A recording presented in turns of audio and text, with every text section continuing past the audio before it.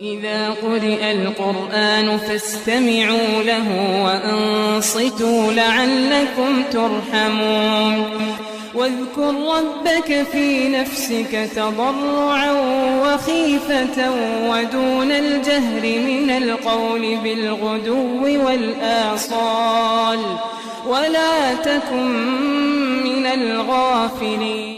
Sabbah alayya rizqa sabah tarahmatin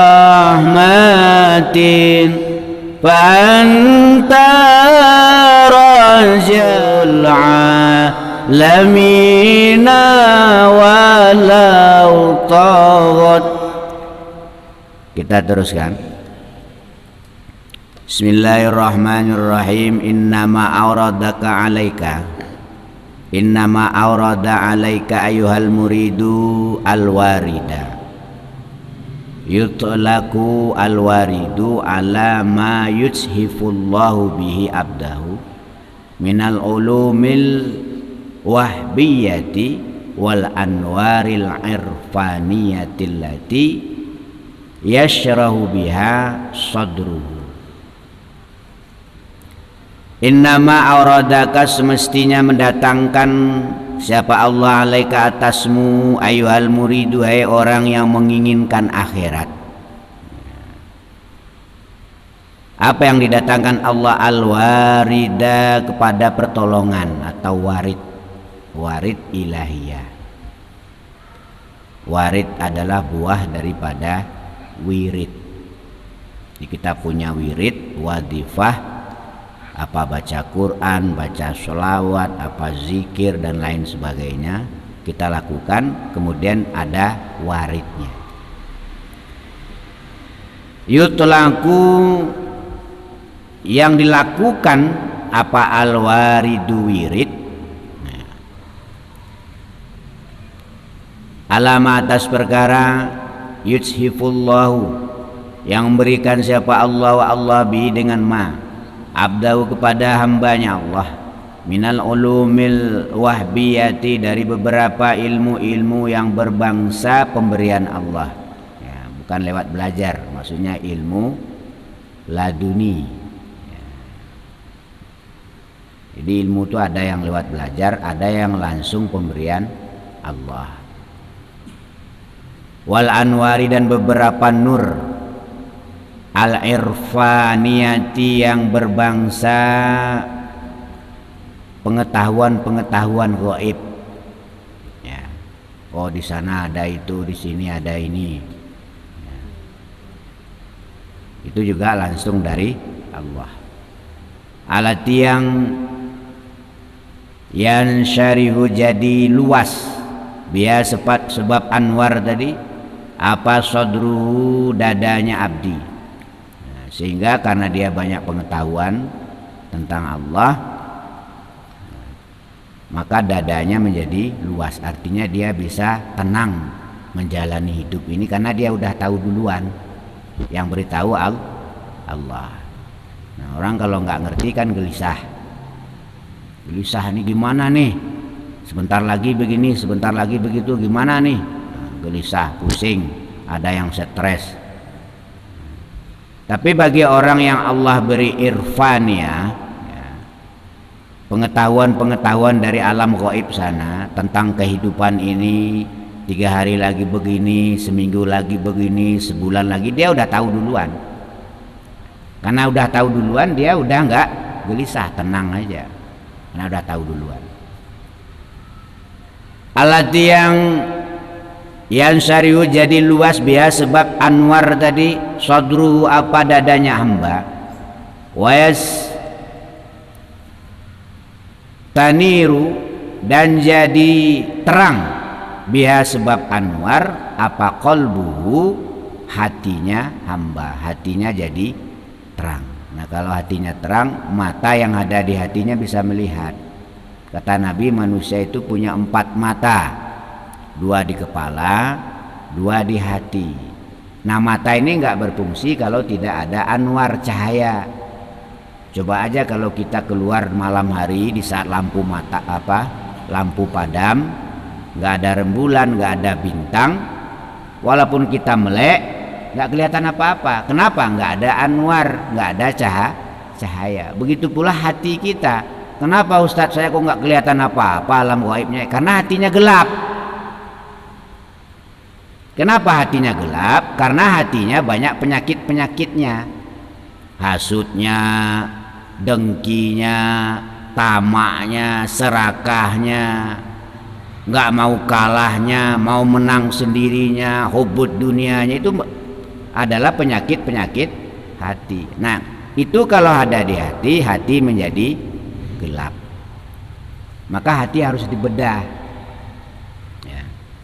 Bedahlah qalbu, bimbinglah jiwa agar merasuk iman dan takwa. Bedah kalbu. Dengan apa kalbu dibedah? Apa dengan pisau kalter? Enggak. Kalau Nabi dulu langsung malaikat Jibril, Mikail yang bedah. Waktu kecil Nabi, waktu mau Isra Mi'raj, dibedah hatinya, dibuang jatah setan yang nempel di hati itu sebesar jagung, buang.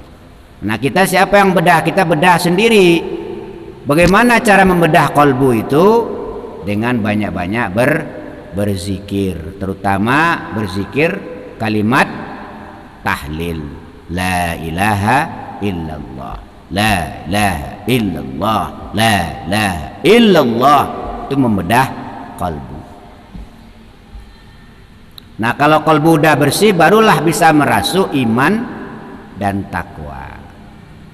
Nah, kalau iman, takwa dan udah merasuk, barulah bisa kita menahan hawa nafsu. Bedahlah kalbu, bimbinglah jiwa agar merasuk iman dan takwa. Tahanlah nafsu, sanak saudara, itulah jalan menuju surga. Nah, kalau ingin masuk surga, nafsunya ditahan. Mau marah, tahan. Jangan diperturutkan. Orang memperturutkan amarah sama dengan memperturutkan iblis, setan.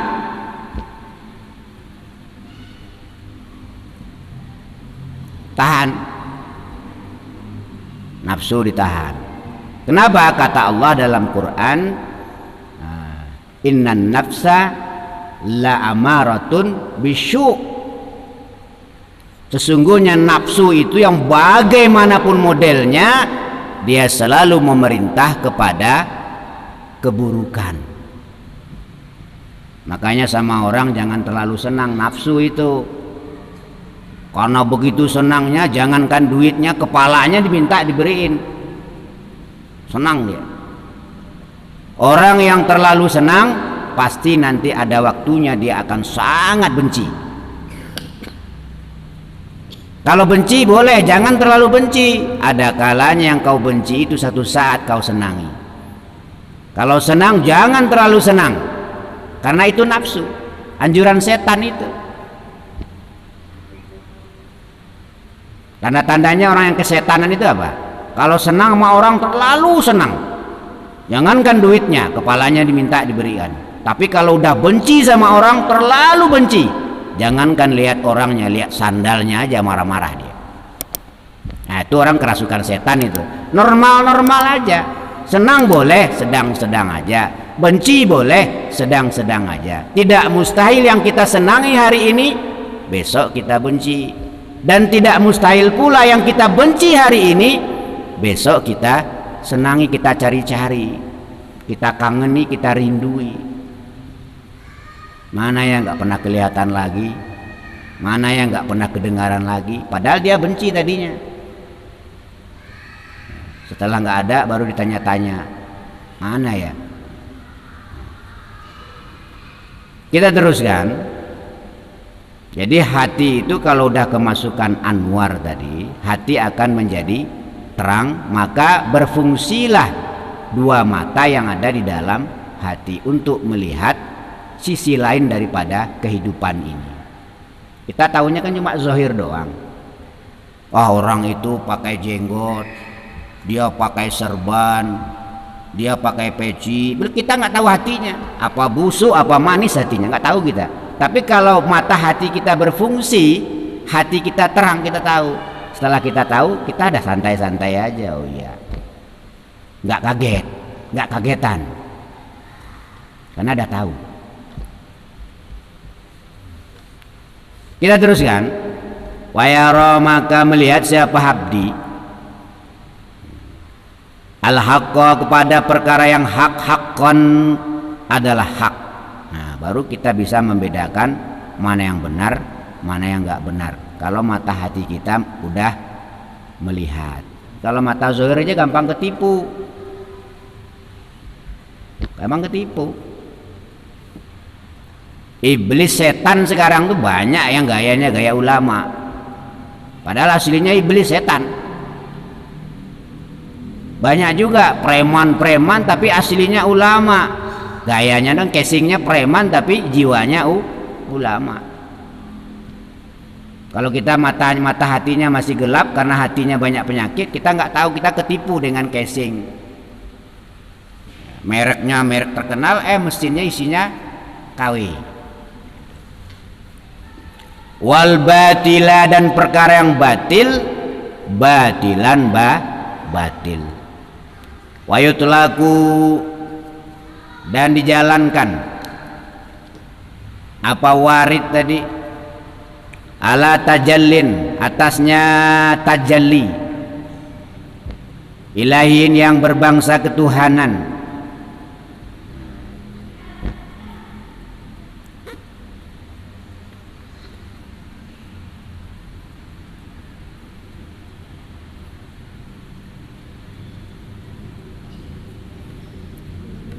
Baridu, yang sampai apa tajallin ilahin tadi, alal qalbi, atas hati. Wa ilam yash'ur, walaupun tidak terasa bisebab tajalli tadi, siapa al abdu, hamba, lighiladhi basyaratihi, karena tebalnya sifat kemanusiaannya hamba.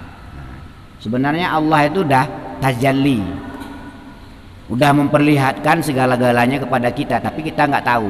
Kenapa? Karena terlalu tebalnya sifat basyariah kita. Maksudnya apa? Kita terlalu memperturutkan hawa nafsu, sehingga Allah sindir di dalam Al-Quran, afara'aita manittakhadha ilahu hawahu, kata Allah, apakah kau tak melihat orang yang menjadikan Tuhan hawa nafsunya.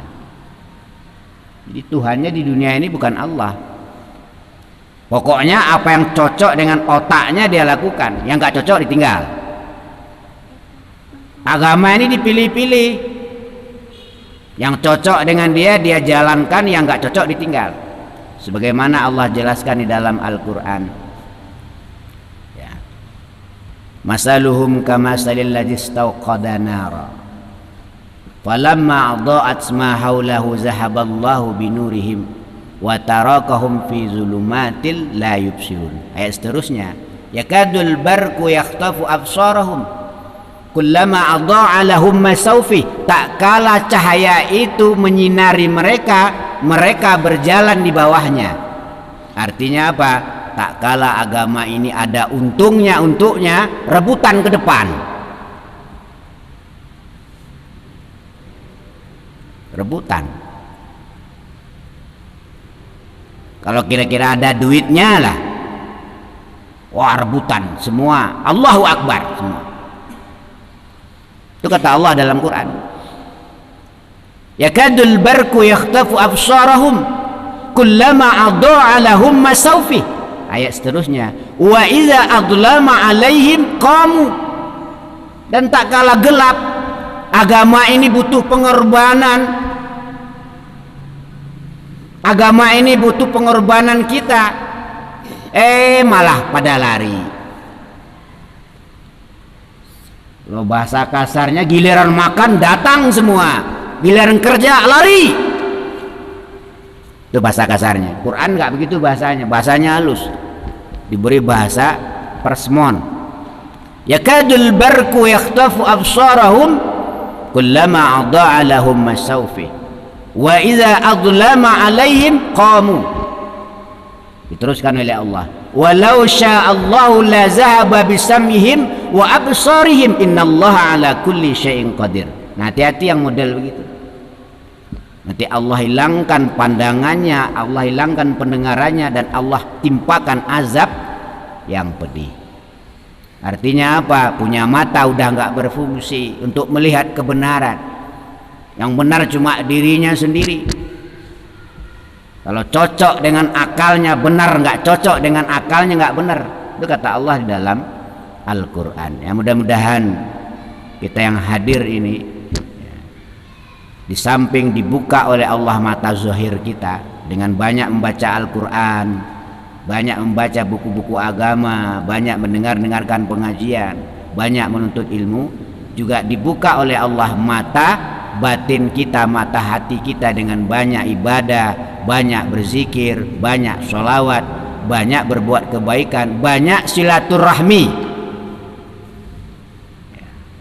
Hindari permusuhan, hindari pertengkaran, hindari perseteruan, karena itu bisa menghilangkan iman dan memurtadkan seseorang dari agamanya. Itu kata Nabi, tidak halal bagimu mendiamkan saudaramu lebih dari 3 hari. Berarti orang kalau bermusuh-musuhan lebih dari 3 hari, syahadatnya harus diulang. Makanya pepatah mengatakan 1000 teman masih kurang, 1 musuh lebih dari cukup. Kalau bisa musuh-musuh kita itu kita islah, damai, lebih-lebih di bulan Zulhijjah ini, bulan yang suci. Insyaallah kita lanjutkan pada perjumpaan selanjutnya. Astaghfirullah Rabbal baraya, astaghfirullah minal khataya, Rabbi zidni ilman nafi'a wa wafiqni amalan salihah.